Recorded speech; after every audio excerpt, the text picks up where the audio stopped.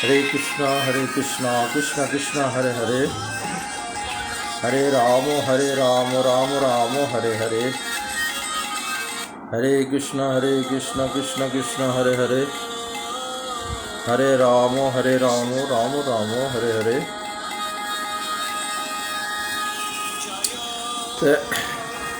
আজ আমরা আলোচনা করি অহংকার। অহংকার কয় প্রকার এবং কি কি। এটা কোনো কোনো উপন্যাসিকের বা গল্প লেখকের কথা নয়, যেটা আমরা আলোচনা করছি। এটা শাস্ত্রসম্মত অহংকার কয় প্রকারে বলা হয়েছে। না, শাস্ত্রসম্মত অহংকার হচ্ছে দুই প্রকার। একটা হচ্ছে সত্য অহংকার আর একটা হচ্ছে মিথ্যা অহংকার। তো সত্য অহংকারটা কি না, সত্য অহংকার হচ্ছে আমি চিন্ময় আত্মা। হ্যাঁ, আমি আত্মা, আমি দেহ নই।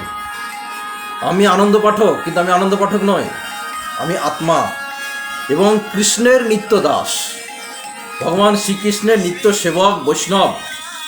এই রকম ভাব নিয়ে কৃষ্ণের প্রীতিবিধানের জন্য এবং তার উদ্দেশ্যের জন্য যে কর্মগুলো আমরা করি সেটা হচ্ছে সত্য অহংকার।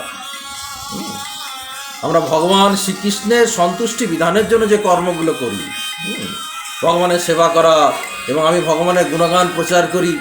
এখানে যে সমস্ত ভক্তরা গীতা কোর্স করছে তাদের আমি বিনা পয়সায় গাইড করি, তাদের কাছ থেকে আমি কোনো দক্ষিণা নেই। এটা হচ্ছে সত্য অহংকার। এবং ভগবানের সন্তুষ্টি বিধানের জন্য তার জন্য বাজার করা, তার জন্য ভোগ রান্না করা, যদিও সে আমি ভোগ রান্না করি না, আমার মা করে। তো এগুলো হচ্ছে সত্য অহংকার। আর মিথ্যা অহংকারটা কি না, আমি এই জড় শরীর। হ্যাঁ, মিথ্যা অহংকার হচ্ছে সে মনে করছে আমি শরীর, আমি হৃষ্টপুষ্ট, আমি বিশাল বাহুবলী, আমি সুন্দরী, আমি সুন্দর। এই শরীর এবং আমার শরীরের প্রীতিবিধানের জন্য যারা কর্ম করে সেই কর্মটা হচ্ছে মিথ্যা অহংকার।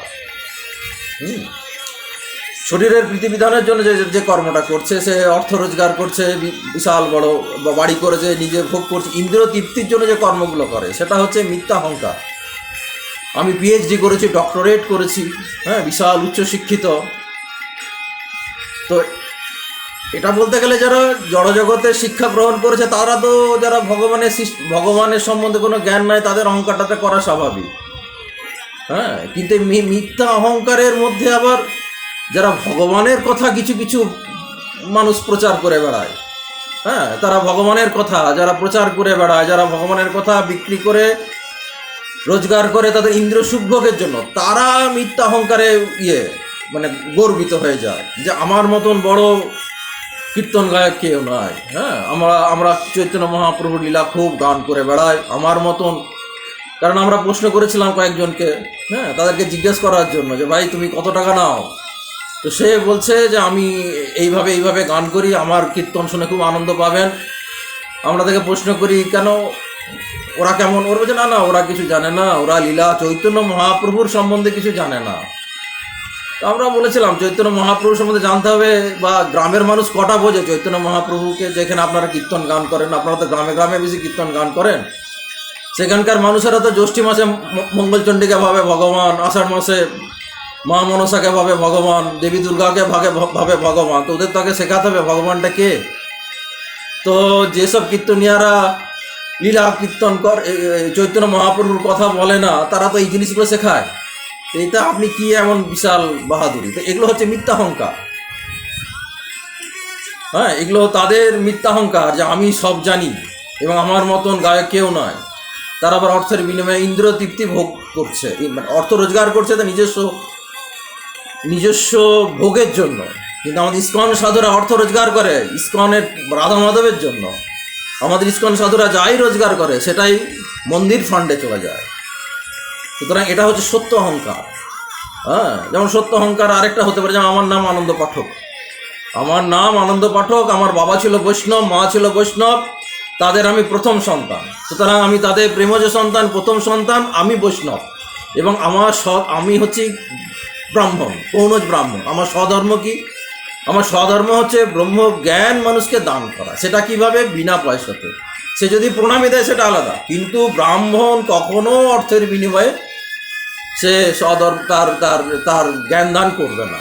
তো এটা হচ্ছে সত্য অহংকার। কারণ আমার জন্মগত অধিকার আমার বেদ পড়া, যজ্ঞ অনুষ্ঠান করা। আমি 5 বছর বয়স থেকে সত্যনারায়ণ পুজো করি। সত্যনারায়ণ পুজো ব্রাহ্মণ ছাড়া কেউ করতে পারে না। ব্রাহ্মণ প্লাস বৈষ্ণব, ব্রাহ্মণ এবং বৈষ্ণবও করতে পারে। সত্যনারায়ণ পুজো করার অধিকার একমাত্র ব্রাহ্মণ বৈষ্ণবের। তো আমি 5 বছর বয়স থেকে সত্যনারায়ণ পূজা করি, কারণ ব্রাহ্মণের যেসব লক্ষণগুলো থাকা দরকার সেই লক্ষণগুলো আমার মধ্যে আমি চেষ্টা করি সেই লক্ষণগুলো থাকা। ব্রাহ্মণদের প্রথম লক্ষণ হচ্ছে ধৈর্য, ধৃতি, ক্ষমা, সম মানে চিত্ত সংযম, সত্যনিষ্ঠা। ব্রাহ্মণ হবে সত্যনিষ্ঠা, মিথ্যা কথা বলবে না, অক্রোধিক, রাগ কম হবে, ইন্দ্রিয়কে কন্ট্রোল করতে পারবে, এবং পণ্ডিত যে শাস্ত্র জ্ঞান আছে সে হচ্ছে ব্রাহ্মণ। হ্যাঁ, তো এটা হচ্ছে সত্য অহংকার। হরে কৃষ্ণ কৃষ্ণ কৃষ্ণ হরে হরে, হরে রাম রাম হরে হরে।